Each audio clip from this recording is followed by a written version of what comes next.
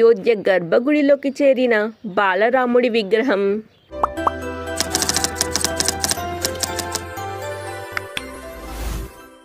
మరికొన్ని రోజుల్లో అయోధ్యలో రామమందిర ప్రాణప్రతిష్ఠాపన కార్యక్రమం జరుగుతున్న నేపథ్యంలో అయోధ్యలోని రామమందిర గర్భగుడిలోని పీఠంపై బాలరాముడు కొలువుదీరారు. భారీ ఊరేగింపు నడుమున బాలరాముడు బుధవారం నాడు గర్భగుడిలోకి చేరారు. గురువారం నాడు ఈ విగ్రహాన్ని ప్రతిష్ఠించనున్నారు.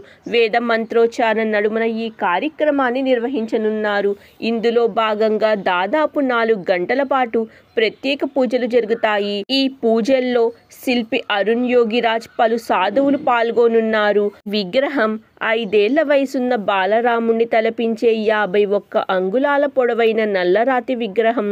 ప్రస్తుతం ఈ విగ్రహం కళ్ళను వస్త్రంతో కట్టి రామ్లాల విగ్రహాన్ని తెరతో కప్పి ఉంచారు. గర్భగుడి వద్దకు మొబైల్ ఫోన్తో వెళ్లడానికి అనుమతి లేదు.